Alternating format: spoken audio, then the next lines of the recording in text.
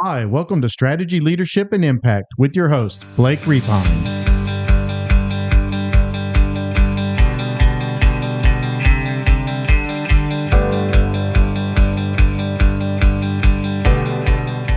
Hi, everybody, and welcome back to another episode of the podcast. Glad you could join me. I've been real busy lately. I guess I say that at the beginning of every podcast. I mentioned last podcast that I have some really exciting interviews coming up with some people, and I'm trying to line them up and get them scheduled in and setting up the time and coordinating them. So they'll be coming through very soon. Again, they'll be done on voice or audio and also video format. So on my new YouTube channel, it's not that new of a YouTube channel, I guess, but I've finally started putting videos out on the YouTube channel. Initially, I was doing the podcast as a video and then uploading both of them, but that seemed to make a lot of the videos double up on YouTube, where it wasn't necessarily a video that was coming across from the podcast. It was just the audio version, but then there was a video too, but it was really making double the content, but the same thing, if that makes sense.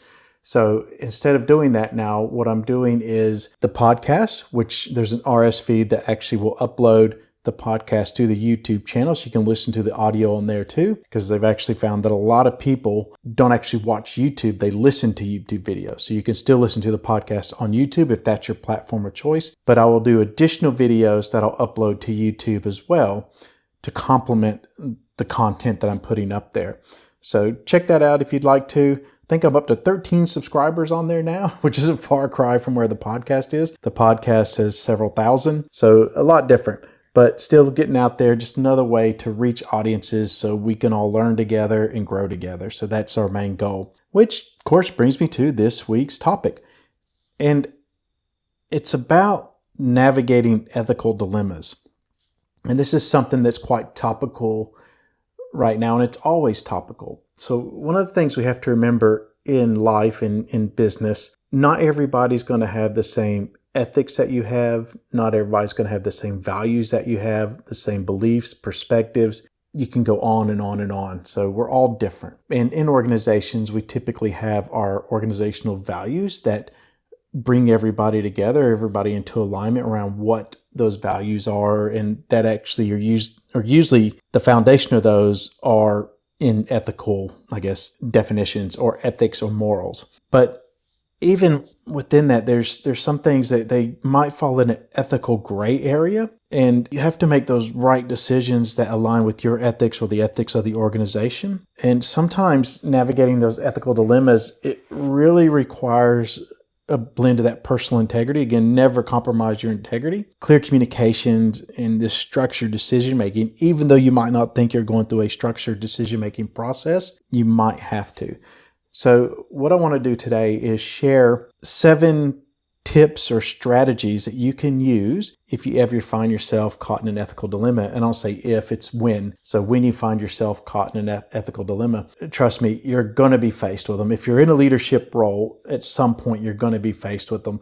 And depending on what type of role that is, it can be multiple ethical dilemmas. And I would say that I typically find myself having ethical dilemmas nearly on a weekly basis. And that's not to say that something's bad. It just means that there's a lot happening. So it's oftentimes something that you feel deep in your heart or at your core is the right thing to do, but it might not be the right thing to do. And I'm trying to think of an example to give you. It could be something where, someone that might have done something wrong, or someone has crossed a line or done something that violates a piece of legislation, for example. And this is something I see sometimes. And even though their hearts are in the right place, they think they're doing the right thing, they violate a piece of legislation. So you have to decide what is going to be the response or the punishment or something along those lines to whatever's happened. And that could be where you run into that ethical dilemma. Well, they did something wrong. It wasn't willful, or was it willful? Were they meaning to violate the legislation? Did they know about the legislation? Again, ignorance of a piece of legislation or law or policy isn't necessarily a excuse to violate it. So they should have known. So you run into all these little things, and it can be that simple. A staff member does something that violates a certain policy. Well, did they know about the policy? Was that their intent to violate it? Why did they violate it? Really getting to the bottom of it instead of just dropping the hammer on them straight away. Nope, they're going to get punished. And then the punishment has to fit the crime, and sometimes the punishment has to fit the intent. But like I said earlier, you're going to be faced with ethical dilemmas. You're going to be faced with decisions that are going to pull at your heartstrings, no doubt. But at the end of the day, if you're in a leadership position and everyone's looking to you to make that decision, you're going to have to make a decision. And whenever you do, stand by your decision. And we'll actually talk about one of these strategies if you make a wrong decision or if you feel like you didn't quite make the right decision. Again, that's okay. We'll learn from that too.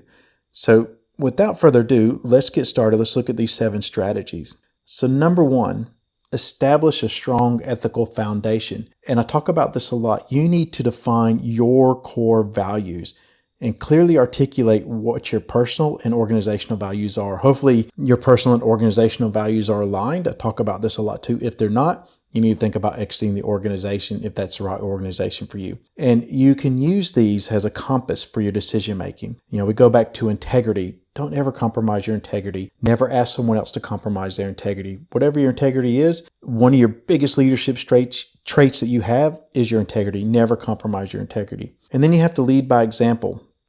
You have to demonstrate that ethical behavior consistently. Your team, they're going to look at you as that role model. They're going to look at you and how you make decisions and are you consistent? And if you go against your own, what you claim are your ethical values or the organizational values one time, that's a huge minus or huge strike in your favor. So do not do that.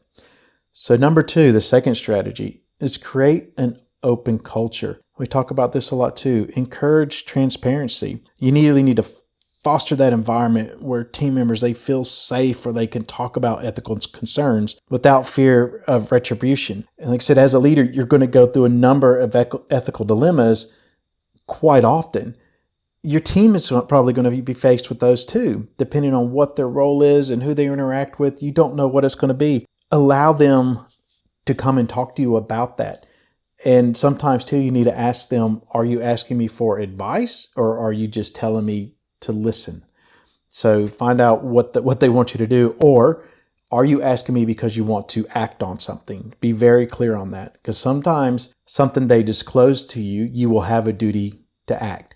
And you cannot say, well, they asked me not to act on it. Well, are they asking you not to act on it because they're going to? Then give them the chance to do that. But if they don't, and you know that it is something that you have a duty to act, you can do that. That is not an excuse to avoid your responsibility. So, but again, make sure you develop that culture where people can come to you with these things. They can talk to you about it. You can talk it out and you can help them come up with the decision or help them navigate their way to coming to a decision. And then provide training. That's another way as part of that open culture. You need to regularly educate your team on those ethical practices and scenarios. Put them in scenarios. Get them thinking about it. And you can use scenarios that you've dealt with previously or ones that you've heard about or read about so that it better prepares them. It's just like training for anything else. It better prepares them when they are faced with them. Or actually, at least they know, okay, I've been through this thought process before in a training environment. I've been through this thought process before through a scenario I've been put through. I can see how it can apply. So at least they have that base to work from. All right, strategy number 3 is utilize an ethical decision-making framework. And even though you may not use a framework, you actually do go through a bit of a framework. And I'm not going to get into all the different types of frameworks you can use, but for some people, particularly those that are very process-oriented, they can have a decision-making framework to work through, and it actually helps them work through their decision because they have that process. Not all of us are able to keep everything in our head. Not all of us are process oriented, but for those who are, this can be very helpful. And with an ethical decision-making framework, step 1 could be identify the dilemma. What is it? Clearly define the problem and the conflicting values or the interests there. Step 2, gather information so you can collect all relevant facts and understand the perspectives of everyone involved. And that's not to say don't get into that analysis paralysis where you're trying to gather so much information, hoping it's going to improve your decision or your chance to make a good decision. Gather as much information as you can within reason. Don't take a long time to do this. Don't get in that analysis paralysis where you're constantly gathering information, but you don't have the courage enough to make a decision. Eventually, you're going to have to make a decision, so do it. And then step 3, evaluate your options. So you can consider the consequences of each potential decision that you come up with. And, really kind of focus on the long-term impacts, and then again, alignment with the core values of the organization first, and then yourself. And are they aligned? And then you can actually evaluate all your options based on that. And then step 4, seek counsel. If you have people, colleagues, peers, mentors that have been through something like this before, reach out to them. Again, keep confidentiality. So you don't want to break confidentiality if there's things in there that you need to maintain confidentiality about. But reach out to them, ask them for guidance, just like your people will when they come to you, and you're going to have that open door and that open dialogue with them. Sometimes, even if they haven't experienced the same exact thing or something similar, together you can work through a decision or those decisions that you may have come up with or different courses of action and help you come to a point where you've actually chosen one. Step 5, make a decision. That's very important. You're going to have to make a decision. Choose the course of action that you feel like best aligns with the ethical principles and the organizational values, and make that decision and go with it. And then step 6 is reflect on the outcome. So after the decision's implemented, evaluate the results. Was it what you expected? Was it not? Remember the law of unintended consequences. Were there any unintended consequences that came from that decision? And then learn from that experience. If it went well, find out why. If it didn't go well, analyze it, find out why. We learn, we improve it for next time. Okay, so back on course with the strategy. So strategy number 4, balance stakeholders' interest. Like I said before, people have different perspectives, different values, different interests. And there's going to be competing interests within the communities of stakeholders that you potentially cater to or serve or live in your region, whatever it might be. So you really need to consider the impact of your decisions on your employees, your customers, your shareholders, the broader community. And you need to strive for a solution that maximizes positive outcomes while minimizing harm. Not everybody is going to be on board with the decision you made. Not everybody is going to agree with you, and that's okay. They can disagree. They don't have to agree with everything you do. Just know you're not going to make everybody happy all the time, and that's okay. Because sometimes those people that are upset, as long as they understand why you made the decision, which I think is actually probably the next strategy, but if they understand what led you to make that decision and why, a lot of time they might not like it, but they can accept it a lot easier. But also too, don't try to make everybody happy all the time, because it's not achievable. So strategy number 5, which I kind of alluded to before, is be transparent in communication. Explain your reasoning. So when faced with those tough choices, openly communicate your rationale behind your decisions. What is it that helped you come to that decision and why? And sometimes it could be, well, this piece of legislation is pretty black and white on it, and I can't deviate from that. Bam, that's pretty easy, but let them know where to go find that so they know what to look for. But it's not always black and white. There's going to be a lot of gray areas, and you're going to have to make decisions sometimes for the greater good, for the majority, for the greater good, not necessarily for a few people that have differing interests from you, unfortunately. And if you do make a mistake, acknowledge the mistake. I would say if an ethical misstep occurs, but hopefully you're not doing something that's going to violate your own ethics, but take responsibility really quickly if you feel like you've made the wrong decision, and then outline the steps for rectification. So if you had the power and the authority to make that decision in the first place, you probably have the power and authority to correct that decision.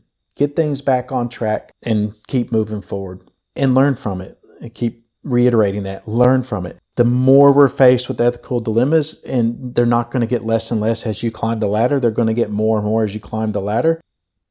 But the more we make, the more we're exposed, and the more we learn, the better our decision making will get. If you're not learning and your decision making isn't improving, then you probably won't end up in that top seat. And that's just being realistic. So strategy number 6, and I alluded to this around strategy number 4, prepare for conflict. So like I said earlier, ethical decisions, they involve conflicting interests most often. Be prepared to manage those disagreements constructively, be professional, focus on respectful dialogue and mutual understanding. I said this too earlier. If you can get that level of mutual understanding and that reasoning there, if they're sensible, they're still not going to like your decision. Doesn't mean they don't like you, and it doesn't matter anyway, but you can still, they'll accept it a lot easier. So I've had a number of decisions I've made where I knew that someone was going to be put off by it because they had different interests. They wanted to see something else happen. And you just have to tell them, look, these are the reasons why I made this decision. This was the basis for my decision or the reasoning behind it. These are the reasons why. And oftentimes they weren't happy, but they understood. They said, I don't agree with that, but hey, I get it. I understand. Thank you. And that can alleviate a lot of that anxiety around that decision. And then strategy number 7, stay informed and adaptive. You need to continuously educate yourself on emerging ethical issues in your industry, whatever that might be. One of the hot topics right now is around ESG, sustainability. That is a very key issue across a number of industries right now. And it's not just because the new reporting standards are coming into effect this year around sustainability and emissions, but that is currently a very hot topic in a number of industries. So you need to be across that, and you need to adapt your policies and practices to address new changes proactively. You can't sit back. If you're sitting still, you're dying. So we're constantly going to be learning. We're going to be moving forward. We're going to be bettering ourselves as we go. In a leadership role, especially in the context of organizational change or large projects, ethical dilemmas will arise around resource allocation, stakeholder engagement, environmental impact. Like I mentioned before, the ESG, that is a huge one right now. And applying each one of these 7 strategies, they're going to help you maintain integrity and trust within your community and your team and with stakeholders and other people you deal with. And if you take away anything from this, I hope you take away at least one thing, that you're going to be faced with ethical dilemmas, but you're going to have to make a decision on it. You can't hide from it, period. But that's where we develop ourselves as ethical leadership, and we prioritize ethical leadership. And we build a culture of trust and accountability within organizations, and we position our organization for sustained success and a positive impact by making ethical decisions whenever we're faced with ethical dilemmas. So what are your thoughts around this? Let me know. When have you been faced with an ethical dilemma? Geez, I'm really struggling over that word. Are you currently faced with one now? Let me know. I'm here to help you if you need help guiding through it. It's good to build our networks. Anyway, reach out and connect with me on LinkedIn. Check out the YouTube channel if you want. I hope you're enjoying the content. I love hearing back from everybody. It's really good and really positive sometimes when someone contacts me, because you never know where someone's listening. You never know what little tidbit someone's going to take away from one of these and learn something. And it just blows my mind when that happens. And I absolutely love it. And it just lets me know that this is so worth it, that somebody is learning. And I learn too, just as I put out the information to you. So thank you very much, and we'll talk to you again soon.